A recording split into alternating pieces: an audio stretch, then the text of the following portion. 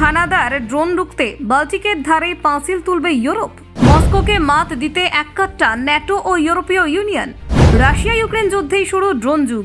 Europe গড়ছে আকাশে নতুন প্রাচীর। ড্রোন যুদ্ধ এর আতঙ্কে রয়েছে ইউরোপ।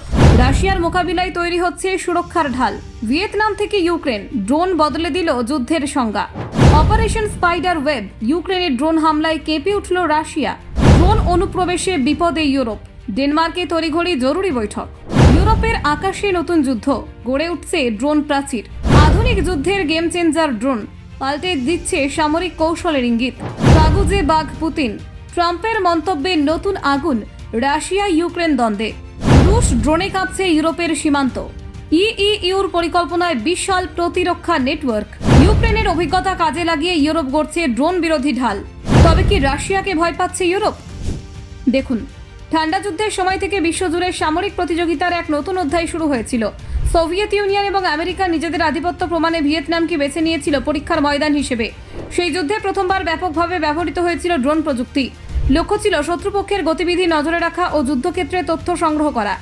এই নতুন প্রযুক্তি পরবর্তী সময়ে আধুনিক যুদ্ধ কৌশলের ধারা বদলে দেয়।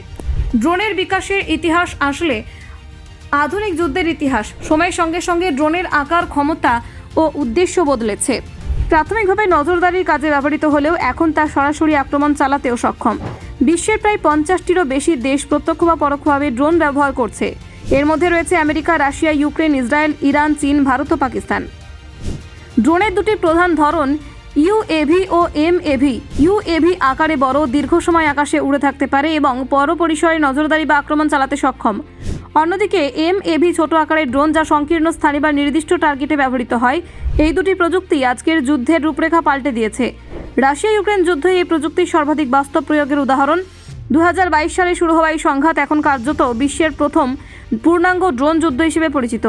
দুই দেশই আত্মঘাতী ড্রোন, নজরদারি ড্রোন এবং আক্রমণাত্মক ড্রোন ব্যবহার করছে। যুদ্ধের গতিপথ প্রায় প্রতিদিনই ড্রোনের হামলায় পাল্টে যাচ্ছে। চলতি বছরের 1 June Ukraine operation spider web নামে একটি বৃহৎ ড্রোন হামলা চালায় রুশ ভূখণ্ডের 5টি সামরিক বিমান ঘাঁটিতে। এই নিখুঁত হামলা বিশ্বজুড়ে আলোড়ন তোলে। তারপরই রাশিয়া পাল্টা প্রতিশোধ নেয় সীমান্তবর্তী এলাকায়। রুশ বাহিনীও আত্মঘাতী ড্রোনের সাহায্যে ইউক্রেনের সামরিক অবকাঠামো লক্ষ্য করে হামলা চালায়। এই যুদ্ধের প্রেক্ষিতে মার্কিন প্রেসিডেন্ট ডোনাল্ড ট্রাম্প রাশিয়াকে কাগুজে বাঘ বলে কটাক্ষ করেন। তার মতে, ন্যাটোর সহায়তা পেলে ইউক্রেন তার দখল হারানো পুরনো ভূখণ্ড পুনরুদ্ধার করতে পারবে। ট্রাম্পের মন্তব্যের পর ইউরোপের সীমান্তবর্তী দেশগুলি নিজেদের নিরাপত্তা নিয়ে চিন্তিত হয়ে ওঠে। পোল্যান্ড, এস্তোনিয়া, লাটভিয়া প্রভৃতি দেশে সম্প্রতি রুশ ড্রোন ও যুদ্ধবিমান অনুপ্রবেশের ঘটনা ইউরোপের উদ্বেগ আরও বাড়িয়েছে। এর ফলে ইউরোপীয় ইউনিয়ন এখন প্রতিরক্ষা ব্যবস্থা জোরদারের পথে হাঁটছে। ডেনমার্কের কোপেনহেগেনে ইইউ নেতারা তড়িঘড়ি বৈঠকে বসে ড্রোন বিরোধী এক সুরক্ষা বলয় তৈরির প্রস্তাব দেন। ডেনমার্কের প্রধানমন্ত্রী মেটে ফ্রেডেরিকসেন বৈঠকের পর জানান, ইউরোপকে এখন আত্মরক্ষার পথে এগোতে হবে। তার মতে, একটি ইউরোপীয় নেটওয়ার্ক তৈরি করতে হবে যা ড্রোন অনুপ্রবেশ রুখতে সক্ষম হবে। ব্যুরো রিপোর্ট, অজানার দেশে।